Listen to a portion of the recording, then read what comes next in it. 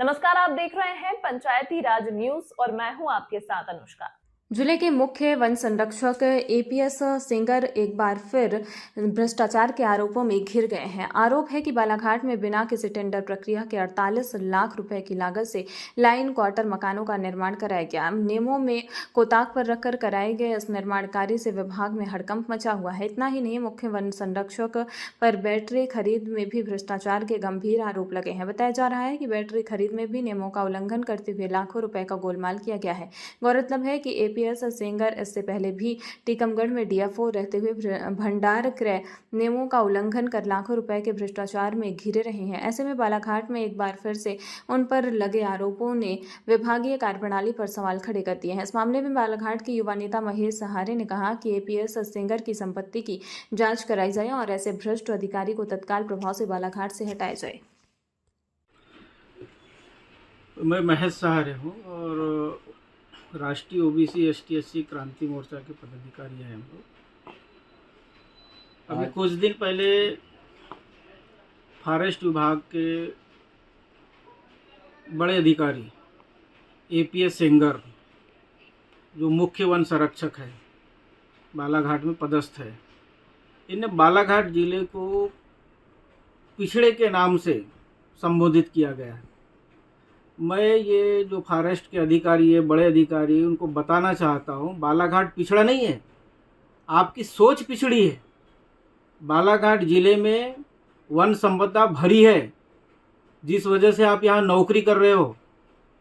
यहाँ खनिज पर्याप्त मात्रा में है, भरवेली में खनिज है, उकुआ में खनिज है, तिरोड़ी में खनिज है, और यहाँ पे सबसे बड़ा मैंगनीज का प्लांट है मलाज खंड में। कुदरत ने हमें बहुत कुछ दिया है।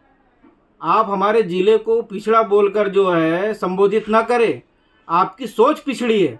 अगर हमारा ज़िला पिछड़ा है तो फिर नौकरी क्यों कर रहे हो आप? हमारे ज़िले को छोड़ के जाइए आप। हम ज़िले वासियों को आप अपमानित नहीं कर सकते। आप अपने काम करने आए हो, आप अपनी ईमानदारी से काम करिए। बालाघाट ज़िले की जो सभ्यता है उसके साथ में जो आप छेड़छाड़ न करिए, जबकि आप जो है विवादित में खुद रहे। टीकमगढ़ में आप पदस्थ रहे, वहाँ भी भारी भ्रष्टाचार का आरोप लगा आप पे। बालाघाट में कलेक्टर कार्यालय के बगल में वन विभाग के कर्मचारी के लिए जो लाइन क्वार्टर बना गया है, आपने बिना निविदा के उसको बनवा दिया, निर्माण करवा दिया गया। भंडार क्रय नियमों के विरुद्ध में बनाया गया है, जबकि शासन के स्पष्ट जो है आदेश है कि बिना निविदा के जो है कोई निर्माण कार्य नहीं होंगे, कोई खरीदी नहीं होगी। आपने कैसे बना दिए? कई हमारे साथियों ने आवेदन लगाए आरटीआई से, तो उनको जानकारी भी नहीं दे रहे हैं आप। इतना बड़ा भ्रष्टाचार आप करके बैठे यहाँ, और बालाघाट को जो है पिछड़ा बोल रहे हैं आप।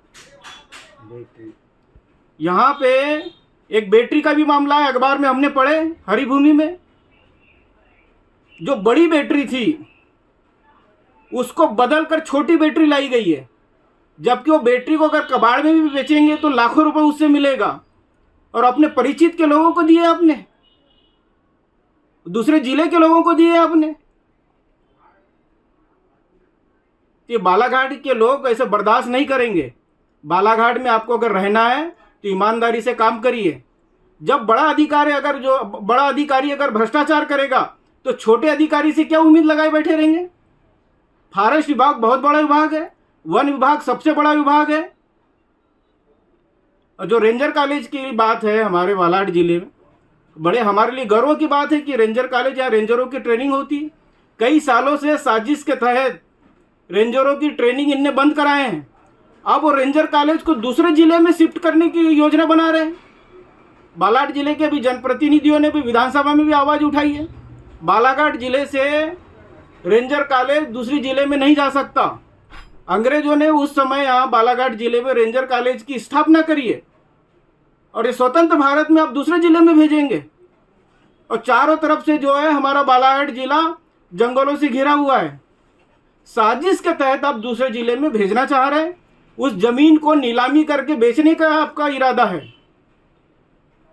जो रेंजर कॉलेज की जो जमीन है उसको बेचने का इरादा है। बालाघाट जिले में भी ऐसी कई जमीन बिक गई है, शासन ने उसकी बोली लगा दी गई है। तो ये सहेंगे नहीं।